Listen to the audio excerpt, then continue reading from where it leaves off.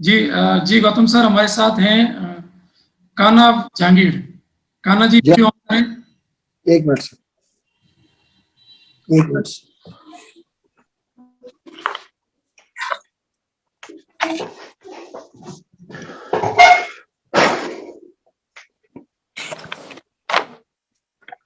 Hello, good evening sir. Good evening. आपसे मैं कल सोच रहा था कि आप कल आने वाले थे। जी सर। मैं आपने ज्योग्राफी भी रही है आपके साथ? जी सर। हाँ हाँ, गुड गुड। एक मिनट। तो आपने इंग्लिश लिटरेचर है आपके पास, और English and political science and geography. जी सर। हम्म। आप राज्य सेवा में तो आप आना चाह रहे हैं नेचुरली, क्योंकि आपने प्रयास, टीचर हैं आप, टीचिंग जॉब में हैं? जी सर, अभी मैंने हाल ही में सर टीचिंग जॉब ज्वाइन किया सर। अच्छा, गुड गुड। अच्छा, एक एशिया, आप ज्योग्राफी के नाते मैं एक दो क्वेश्चन आपसे पूछूंगा। जी और सर। आपकी जो है ना, मैंने हॉबी भी देखी थी, हॉबी बहुत अच्छी है, जो जी मेरी हॉबी से मिलती हुई है। तो जी मैंने सर। क्वेश्चन आपके लिए खासतौर से जो है ना कल तैयार किए थे। जी सर। एक तो एशिया को क्रेडल ऑफ ह्यूमन सिविलाइजेशन क्यों कहते हैं? सर इसके पीछे कई सारे रीजन है। पहला देखा जाए तो सर एशिया को human cradle of human civilization इसलिए कहा जाता है क्योंकि जो प्राचीन सभ्यताएं अगर देखें तो उनका अधिकांश का विकास एशिया में ही हुआ है। जैसे मेसोपोटामिया की सभ्यता है, जैसे सिंधु सभ्यता है।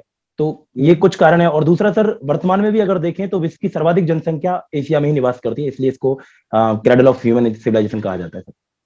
अच्छा, एक और वर्ड यूज करते हैं, क्रेडल ऑफ ग्रेट रिलीजन भी कहा जाता है एशिया को। Cradle of great reason sir. Religion religion. Sir जैसे भारत के संदर्भ में अगर इसको देखा जाए तो भारत में सनातन धर्म की एक प्रथा है, तो संभवतः इस संदर्भ में इसको कहा जाता होगा।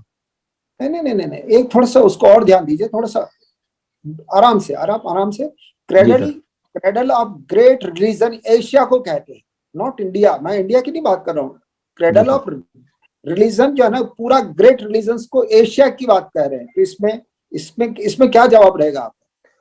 सर इसको इस संदर्भ में देख सकते हैं कि जो विश्व के जो कई बड़े धर्म हैं उनका उनकी जो उत्पत्ति है वो इंडिया या एशिया वाले रीजन में हुई है। जैसे चाहे हिंदू धर्म हो, चाहे जैन धर्म हो, चाहे बौद्ध धर्म हो, इसको इस संदर्भ में देख सकते हैं सर। और बड़ी जनसंख्या उनको फॉलो करती है, जैसे चीन में, इंडोनेशिया में, मलेशिया में इस जगह बौद्ध धर्म का बड़ा प्रचार है। भारत में हिंदू धर्म है, और इस्लाम को भी आजकल तो इस एरिया में काफी लोगों ने अपना लिया है। Good good good. अच्छा, ग्रासलैंड ऑफ एशिया किसे कहते हैं? Grassland of Asia. Grassland of Asia. Sir इसके विषय में मुझे जानकारी नहीं है सर। कोई बात नहीं। एक जो है, कुभा नदी किस देश में बहती है, आपको ध्यान है क्या थोड़ा?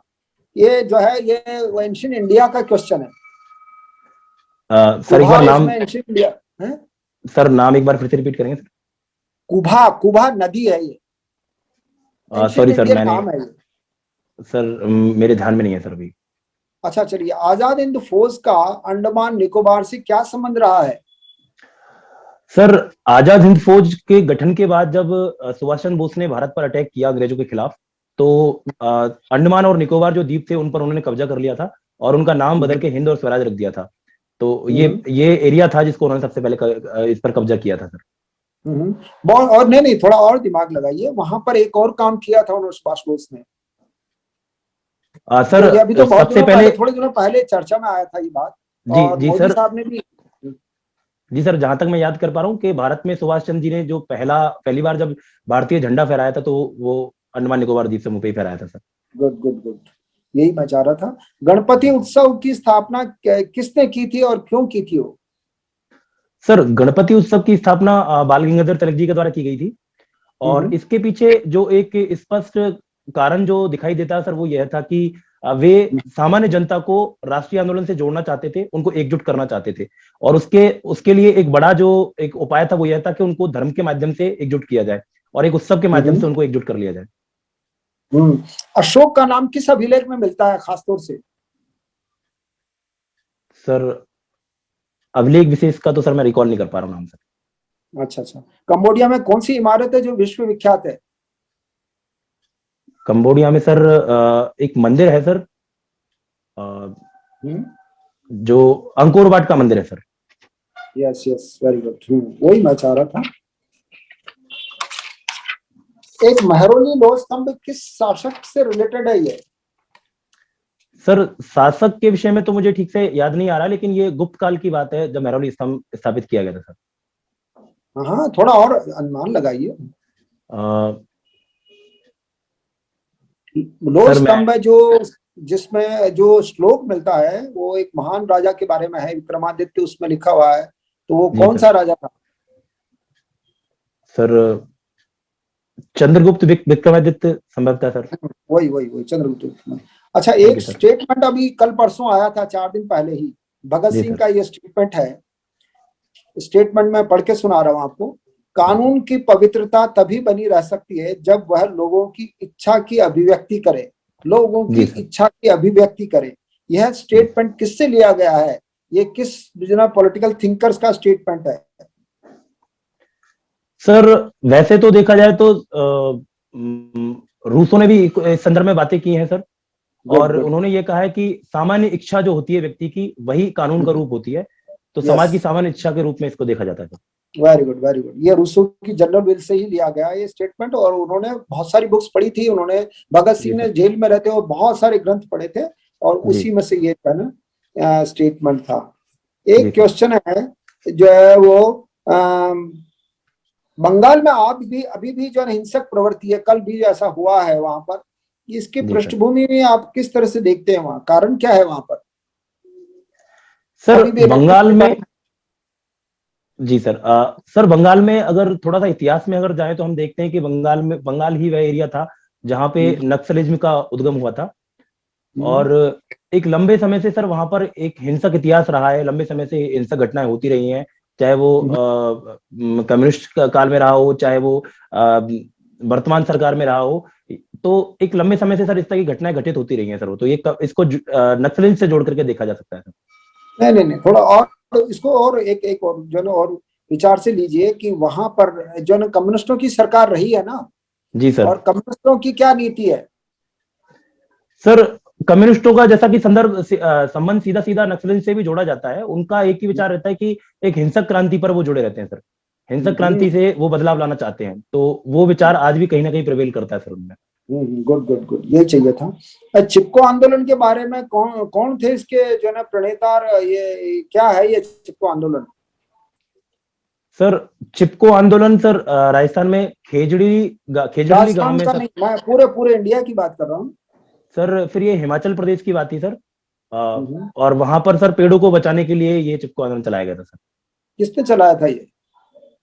सर मैं एग्जैक्टली उनका नाम तो मैं याद नहीं कर पा रहा हूँ अभी। अच्छा, सूर्यसेन दा कौन थे ये, आपको पता है क्या ये? जी सर। कौन है? सूर्यसेन दास सर चटगांव में इन्होंने सर एक अस्थायी सरकार बनाई थी, भारत सरकार के नाम से इन्होंने अस्थायी सरकार बनाई थी। और एक क्रांतिकारी थे जो बांग्लादेश वाले रीजन से जुड़े हुए थे सर, बंगाल और बांग्लादेश के रीजन से जुड़े हुए थे सर। और एक सर ये क्रांतिकारी जो विंग थी उनसे इनका संबंध देखा जाता है। गुड। एक उमा मेहता का नाम सुना है कि जो है ना ये जो है ना भारत छोड़ो आंदोलन से उसका संबंध रहा है, क्या थी वो? सर उमा मेहता या फिर सर उषा मेहता? उषा मेहता भी नाम मिलता है और उमा मेहता भी मिलता है। कुछ बुक्स में उषा मेहता है, कुछ में जो है ना उमा मेहता है। सर उषा मेहता ने सर जब 1942 का जब भारत छोड़ो आंदोलन चल रहा था उस समय सारे नेताओं को जब फ्रंट रनर जो नेता थे उनको जब कैद कर लिया गया था, तो उषा मेहता उन नेताओं में से थी जिन्होंने जो सेकंड पंक्ति की नेता थी, और इन्होंने आंदोलन को लीड किया था। और उन्होंने सर एक रेडियो स्टेशन चलाया था सर, जिसके माध्यम से विचार। Very good very good good. जी राजेश सर।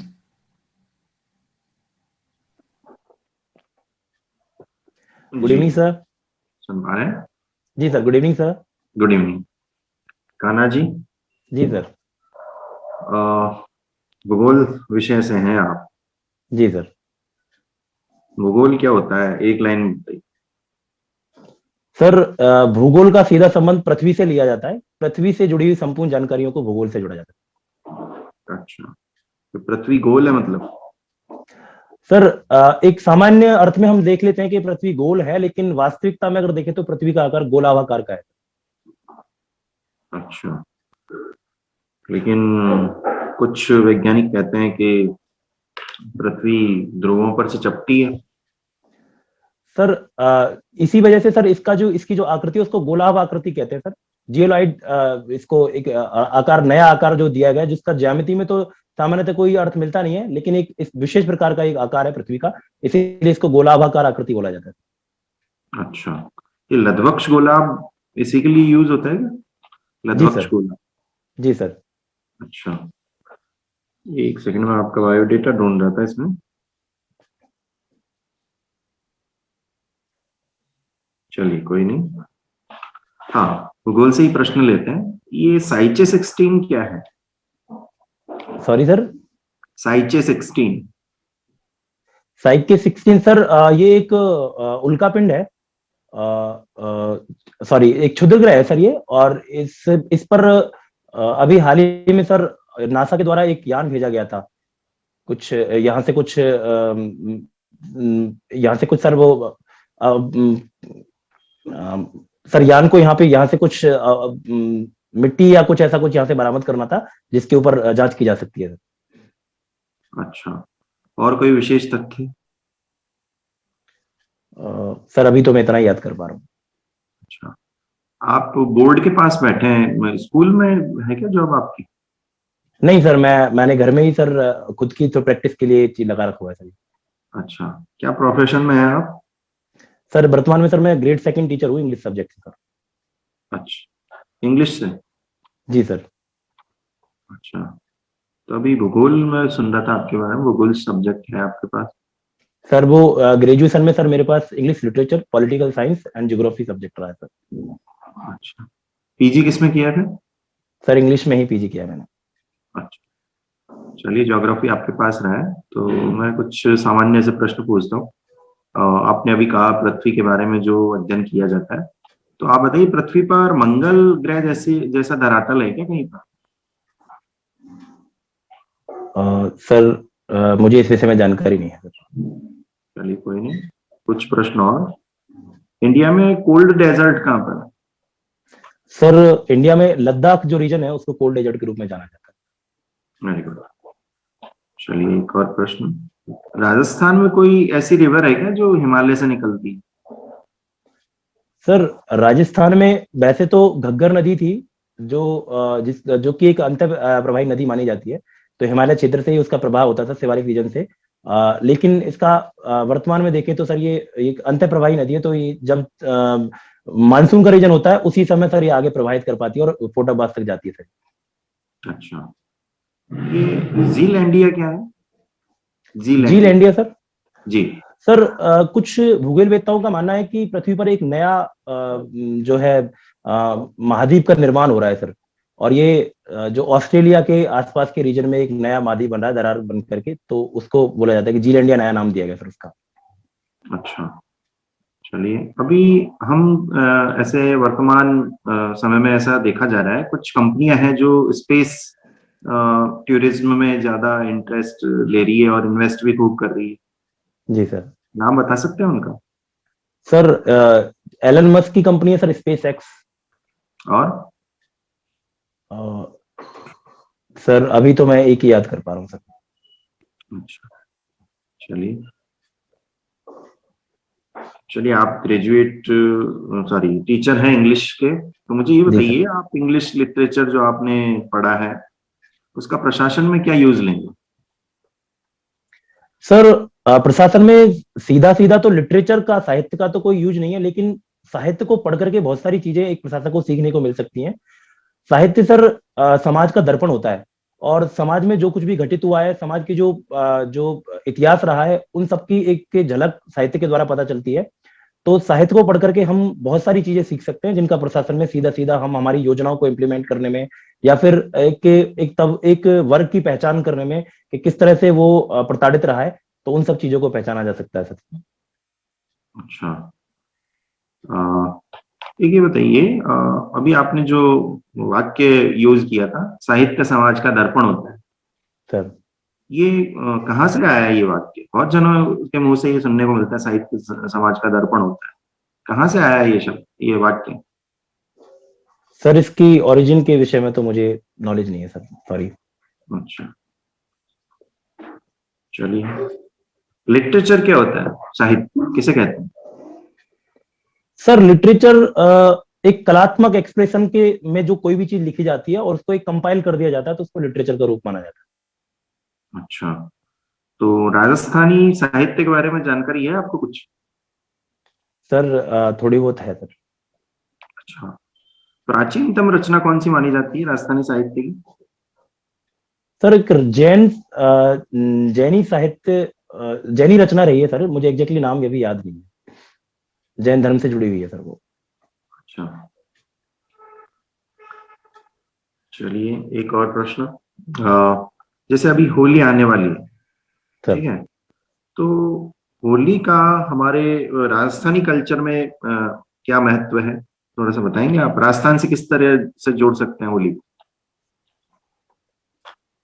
सर राजस्थान में विभिन्न स्थानों पर होली को सर बड़े धूमधाम से मनाया जाता है और अलग अलग रूप में मनाया जाता है। जैसे कहीं पर लठमार होली मनाई जाती है, तो कहीं पर सर डांडा गाड़ा जाता है होली का, और उस पर पुरुष उस पर चढ़ते हैं और महिलाएं उसमें लट्ठों से उन पर वार करती हैं या फिर अन्य तरह से प्रहार करती हैं।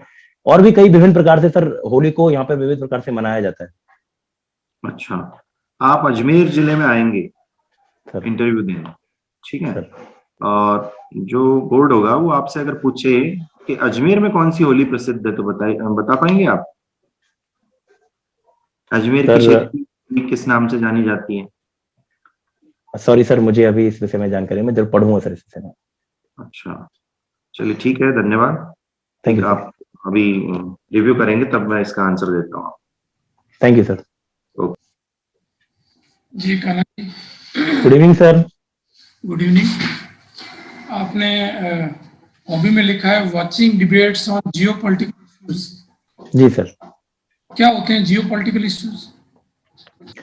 सर जियो पॉलिटिकल इश्यूज, जैसा कि इसका नाम खुद ही सुझा रहा है इस चीज को कि जियो और पॉलिटिक्स, यानी कि जो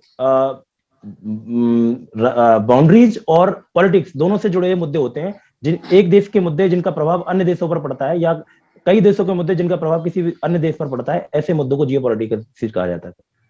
ओके, चलिए आपके जियो पॉलिटिकल मुद्दों से शुरू करते हैं। सर अभी एक चर्चा हुई है कि अंतर्राष्ट्रीय अपराध न्यायालय सर इजराइल और फिलिस्तीन में हुए युद्ध अपराध की जांच करेगा। जी सर।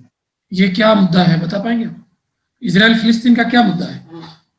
सर इजराइल का जो निर्माण हुआ है सर वो 1948 में हुआ है, और उसके बाद से लगातार वो दो युद्ध लड़ चुका है सर। 1948 में युद्ध लड़ा, उसके बाद 1967 में युद्ध लड़ा है। तो उसके बाद से ही लगातार सर इजराइल ने काफी सारी भूमि जो कि फिलिस्तीन से जुड़ी हुई थी, ऐसा माना जाता रहा है, और उस भूमि पर उन्होंने अपना कब्जा किया है और अपनी कॉलोनीज वहां बसाई हैं।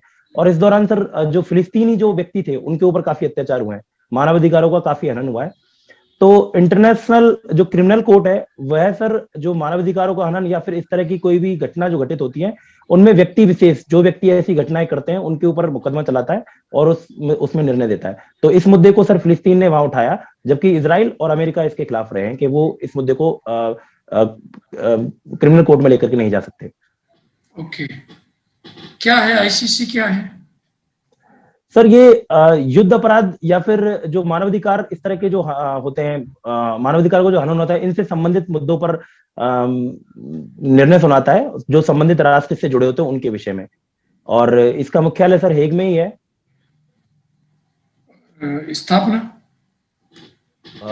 सर स्थापना शायद मैं कंफर्म नहीं हूँ सर, आई थिंक 2001 या 2002 के आसपास की है। ओके, एक संधि के तहत हुई है, आपने संधि के बारे में बताया नहीं। सर मैं रिकॉल नहीं कर पा रहा हूँ संधि का नाम अभी। ओके ओके ओके, अच्छा एक और है आईसीजे। जी sir. International court of justice. जी सर। डिफरेंस क्या है दोनों में?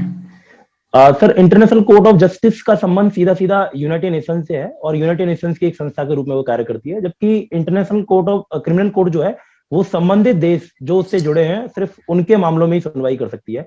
जहां तक सवाल है इंटरनेशनल कोर्ट ऑफ जस्टिस का सर, वह यूनाइटेड नेशंस के तहत जो संबंध जो उससे जुड़े हुए देश हैं उनके विभिन्न मुद्दों को जो आपसी उनमें विवाद होते हैं उनके बारे में जांच करती है, जबकि इंटरनेशनल क्रिमिनल कोर्ट जो है वो युद्ध अपराध या फिर मानवाधिकारों का हनन इस तरह के मामलों पर व्यक्ति विशेष के विरुद्ध या किसी संस्था विशेष के विरुद्ध भी का सुनवाई कर गुड सकती है सर। गुड। अच्छा ये बताएं कि भारत किसका मेंबर है इनमें से? सर भारत केवल इंटरनेशनल कोर्ट ऑफ जस्टिस का मेंबर है, इंटरनेशनल क्रिमिनल कोर्ट का मेंबर भारत नहीं है। ओके अच्छा। ये अभी यूएसए ने भारत सहित 18 देशों पर एंटी डंपिंग टैक्स लगाया है, सर बता पाएंगे इसके बारे में?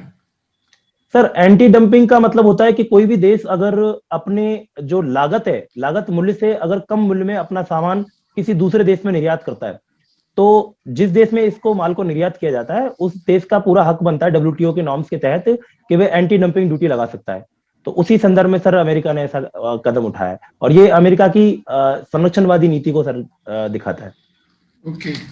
एक और इससे मिलता जुलता टैक्स होता है एंटी वेलिंग टैक्स, सुना है आपने इसके बारे में? एंटी वेलिंग टैक्स। सर मैं सुना तो है बट मैं थोड़ा रिकॉल नहीं कर पा रहा हूँ। ओके ठीक है।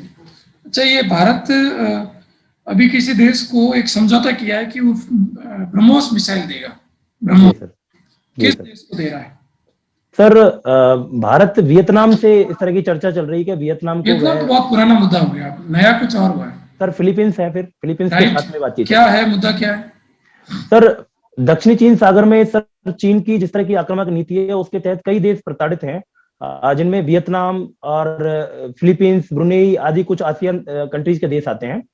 तो अभी के हालातों को देखते हुए भारत ने यह जो है बातचीत शुरू करी है कि वह फिलीपींस को ब्रह्मोस मिसाइल का जो एक्सपोर्ट करेगा सर, ताकि वह अपनी रक्षा के लिए उनको तैनात कर सके। ब्रह्मोस के बारे में बताएं सर। ब्रह्मोस मिसाइल जो है वो भारत और रूस दोनों मिलकर के बना रहे हैं और इसका नाम जो है वो दो नदियों के नाम पर रखा गया है। भारत की ब्रह्मपुत्र नदी जहां से ब्रह्म को लिया गया है और रूस की मस्कोवा नदी है जहां की मॉस्को इसमें जोड़ा गया है। तो ऐसे इसका नाम बना था ब्रह्मोस और यह एक सुपरसोनिक क्रूज मिसाइल है सर। और क्षमता के आधार पर देखें तो सर ये विश्व की जो टॉप मोस्ट सुपरसोनिक जो मिसाइल्स होती है उनमें से एक है सर। सुपरसोनिक क्या होता है? सर मिसाइल्स या फिर विमानों की जो गति होती है उसको मैक के आधार पर मापा जाता है और कोई भी विमान जिसकी गति 1 मैक से अधिक होती है उसको सुपरसोनिक के रूप में देखा जाता है। ओके, तो इसकी गति कितनी है ब्रह्मोस की? सर इसकी 2.6 के आसपास है सर। ओके, और रेंज? रेंज सर जब तक भारत में MTCR का सदस्य नहीं था तब तक तो इसकी रेंज कम थी, लगभग 300 किलोमीटर के आसपास थी। लेकिन अभी भारत जैसे ही MTCR का सदस्य बना है तो भारत ने डिसाइड किया कि इसकी रेंज को बढ़ा दिया जाएगा, लगभग 600 किलोमीटर के आसपास बढ़ा करके और आगे विकास किया जाएगा। क्या है MTCR, क्या है? Sir MTCR missile technology control regime है जो कि जो मिसाइल्स की टेक्नोलॉजी होती है या ड्यूअल उपयोग टेक्नोलॉजी होती है उनके विषय में विनियमन का कार्य करता है विभिन्न देशों के बीच में। सर भारत कब बना सदस्य इसका? भारत सर 2018 में इसका सदस्य बन गया था। ओके, इतना लेट सदस्य बनने का कारण? सर इसके पीछे इस ऐतिहासिक संदर्भ को देख सकते हैं कि भारत 1974 में जब से भारत ने परमाणु परीक्षण किए थे उसके बाद से ही भारत को NSG और आदि कुछ विभिन्न संस्थाओं से दूर रखा गया। उसके बाद भी सर 1999 में जब हमने दोबारा 1998 और 99 में जब परीक्षण होने के बाद में हमने अपनी न्यूक्लियर नीति निकाली थी उसके बाद भी अमेरिका ने हम पर सैंक्शंस लगा के रखे थे। तो कहीं ना कहीं ये एक मामला था कि अमेरिका और चीन जैसे देश नहीं चाहते थे कि हम इन संस्थाओं के सदस्य बन पाए, क्योंकि इन संस्थाओं के सदस्य बनने के बाद में हमें बहुत सारी सुविधाएं। तो अमेरिका नहीं है सदस्य? तो जी सर, सदस्यता तो अमेरिका ने दिलवाई है। जी सर, अभी वर्तमान में भारत और अमेरिका के संबंध काफी सुधरते जा रहे हैं, तो उसका एक बड़ा रीजन है कि अमेरिका ने इसमें काफी सहयोग किया है सर। गुड। अच्छा ये बताएं कि अभी एक मुद्दा इन दिनों चर्चा में है कि भारत ने ईरान के साथ एक्सपोर्ट्स बंद कर दिया है। जी सर, बता पाएंगे इसको? सर एक अमेरिका और ईरान की दुश्मनी तो जग जाहिर है सर, सभी को पता है इस विषय में। और जब से ट्रम्प साहब ने अपनी गद्दी संभाली थी तब से सर अमेरिका और ईरान के रिश्ते लगातार बिगड़ते रहे और उनके दौर में एक कानून लाया गया था काटसा act, countering American adversary through trade sanction act. और जिस एक्ट के तहत यह कहा गया था कि कोई भी देश जो ईरान, रूस और उत्तरी कोरिया के साथ अगर कोई किसी तरह का व्यापार करता है तो अमेरिका उसके ऊपर सैंक्शंस इंपोज कर देगा। तो भारत उसी के साथ नहीं, ये तो पुराना मुद्दा हो गया काटसा, तो अभी तो आ चुके हैं, फिर भी भारत ने एक्सपोर्ट बंद किया। अभी ये 10 दिन पहले की बात है। सर हो सकता है मैं मिस कर गया हूँ, मैं इस विषय में पढ़ूंगा सर। Okay okay okay. एक मुद्दा है भारत ईरान के बीच में, फॉलिंग रूपी रिजर्व। फॉलिंग रूपी रिजर्व सर पढ़ा है आपने? सर पूरी तरह से नहीं देख पाया हूँ, मैं इस विषय में देखूंगा सर। ओके अच्छा, ये अभी अफगानिस्तान में शांति प्रक्रिया शुरू हुई है, सर तो एक शांति प्रक्रिया थी ट्रंप की और एक शांति प्रक्रिया है बिडेन की। क्या डिफरेंस है दोनों?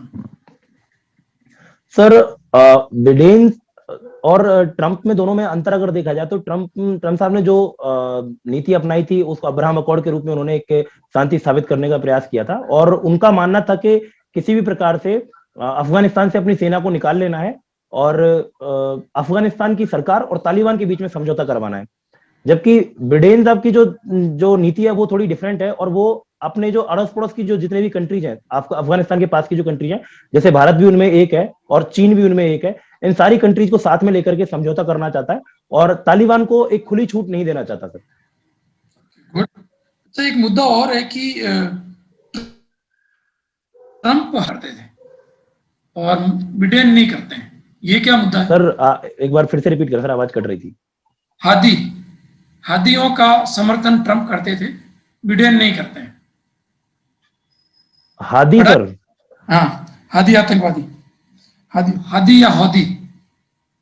हाँ सर, हूती या हादी के बारे में सुना है सर। ये यमन के जो क्षेत्र है सर उसके आतंकवादी हैं, और चूंकि सर ट्रंप की जो नीति थी उसमें सऊदी अरब को विशेष स्थान दिया गया था, जबकि बिडेन की नीति में देखा जाता है कि सऊदी अरब को सपोर्ट नहीं है, और जो हूती विद्रोही जो हैं वो सऊदी अरब के खिलाफ वॉर लड़ रहे हैं। तो जिस तरह से सऊदी अरब पर अभी उन्होंने सैंक्शंस इंपोज करे, तो इसमें देखा जाता है कि बिडेन जो है हूती को नहीं करता। राइट। अच्छा, एक लास्ट क्वेश्चन मेरा, अब्राहम समझौता क्या है?